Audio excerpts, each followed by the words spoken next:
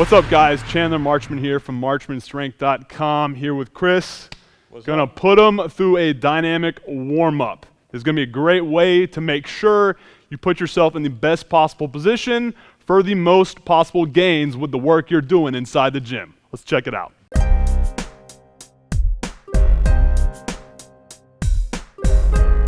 All right, the first thing we're gonna do is the poor man's hurdle drills. Most gyms aren't gonna have hurdles, so what you can do to put yourself in good position with your hips is to start with these basically barbell hurdle drills. So the first thing we're gonna do is do an up and over, and I'll just put Chris through it right now. What I'm looking for is for good knee flexion while keeping good thoracic extension, chest up, and having your toes up, so have that quality dorsiflexion.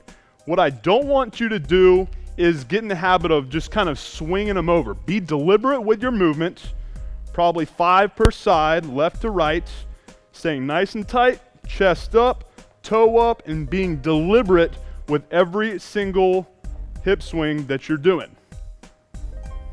All right? Good. Now the next thing we're gonna do is the same thing, but in a different plane of movement. Okay, so we did our lateral movement first. The next thing we're gonna do is come up and over. Initiate first with the right, then come over with the left, then do it in reverse, opening up our hips, just like that. 5 right first, then left back, then the other way around. Chris, let's do it. Same thing, we're gonna keep that chest up, that quality thoracic extension. A lot of guys are always typing away at the desk, you know, have that 9 to 5 syndrome. I want to look down at the bar. Yeah. Exactly. So same thing, keep those toes up. You want that quality dorsiflexion while maintaining that thoracic extension. That's what you're looking for here. Whole time we're just opening up those hips. You'll probably start off struggling a little bit, but towards the end, you're gonna notice a far better range of motion, far greater hip mobility. All right? Feel it. Those are a little bit more challenging than the... Oh, absolutely, absolutely. But that's why you wanna start with the lateral movement first. The lateral movement is gonna be the simpler, the easier one. Then you're going to progress to the more difficult ones. Whole idea is just continuously working on that hip mobility. And the next thing we're gonna do is probably the toughest one. That's gonna be where we go under. So what we're doing here is same thing. We're gonna dip under laterally. So we're gonna send our butt back, keep that head and chest up. It's coming right through here, mimicking the same movement you would do by sending your hips back for the squat. When doing it, focus on keeping that chest up. Thoracic extension, that's what we want. Good.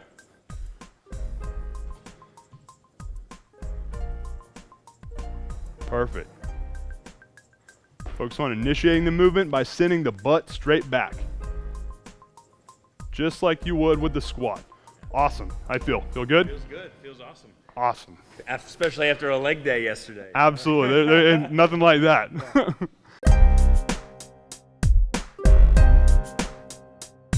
All right, so next up, after our mobility drills, we want to get more muscle fiber activated from head to toe. All right, and the simplest way I found to do that is if you don't have the advantage of training at a facility with a quality sled, you can do what I call the poor man's sled. Hook up just a simple rope to a carabiner and an attachment right here. Got a little bonus with some fat grips. And what we're gonna do is do some manual resistance sled work. So what I'm gonna do is I'm gonna get you to have that good thoracic extension, brace nice and tight, and push the ground away from you. I'm not gonna put a lot of tension on it, just to get you to where you're activating muscle from head to toe. You're gonna get a good little pump, nothing that will leave you exhausted, just to where you're getting that heart rate up, getting good blood flow throughout the body, priming your body for the movements that we're gonna put it through when we actually go through our training. Good, chest up, lats tight, core engaged, good extension, good.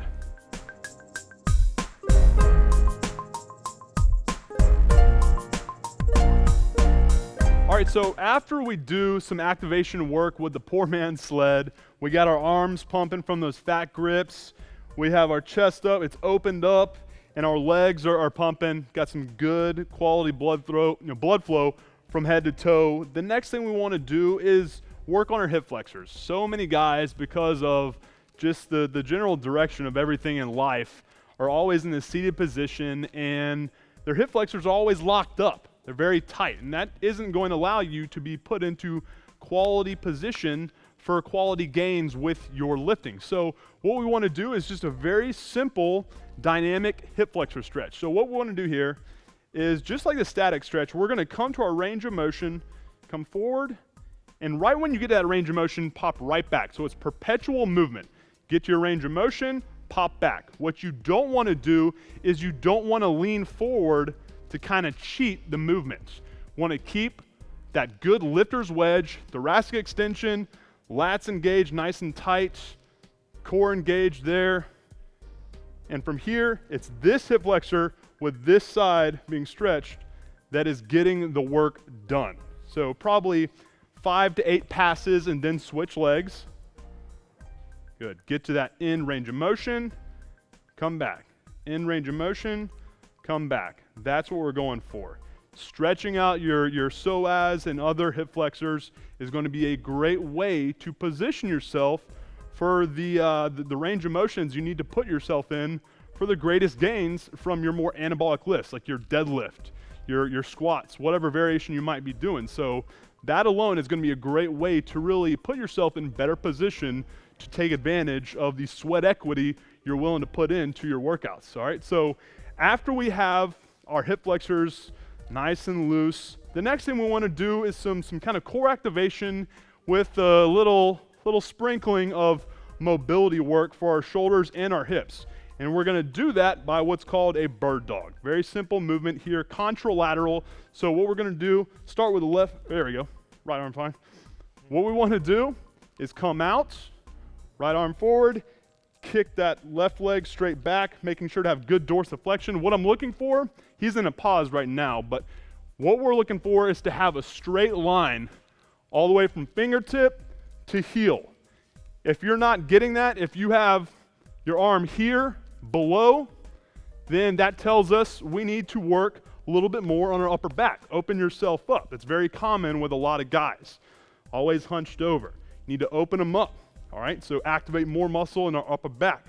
Do some mobility work as well. So just doing this alone, working on this range of motion, is going to help. So probably 5 to 8 passes, holding it for about 2 seconds at the top, is going to be a fantastic way to engage your core better, as well as to work on mobility in your upper back, your scapular region. All right? Good. Make sure to kick that heel straight back. Everything wants to be parallel with the ground. Kick straight back, toe up, a good dorsiflexion. Get that arm up too. There you go. Stay nice and tight. Stay engaged in here. Perfect. Awesome. Feel good? Yeah. Everything engaged. Feel no doubt. I mean, it looks better. Looks like easy work. Oh, it looks. When you're in a pause, you really feel everything. Oh, absolutely. I mean, you can see you're breaking the sweat. Yeah. This is what we're looking for. Slightly elevated heart rates. Everything's engaged from head to toe. We're putting ourselves in better position to get the most from our work that we're going to do with the actual weights themselves.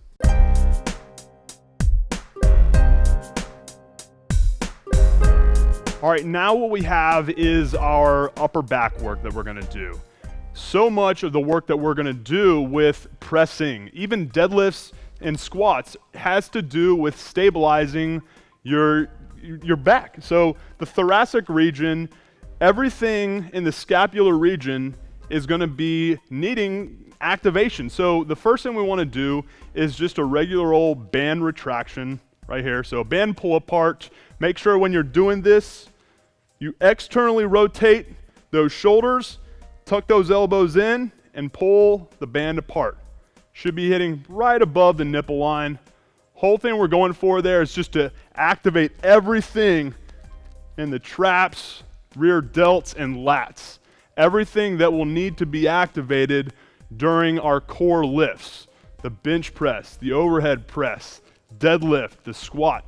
Every big anabolic movement that gets us the most from the time we invest in the gym, all right? So that's also gonna do a good job of really opening yourself up, all right? So many people are always kind of bending down all the time, have that anterior pelvic tilt and just rounded shoulders. This is gonna be a great way to open you up to kind of prepare for the finer parts of your workout. So after that, it's just a matter of doing our dislocations. So come with that same grip. Same grip. You'll feel a really good stretch once you get about right there, right in your chest, your back. And after 3 or 4, you can even tighten up your grip a little bit if you want a bigger stretch.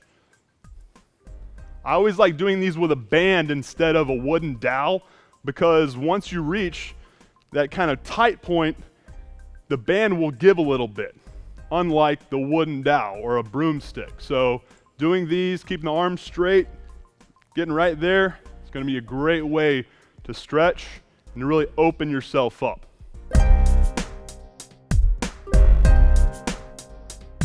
All right, so after we've done our mobility and activation work, the last thing we want to do is essentially tie our lower body and our upper body together with what I call reactive neuromuscular training.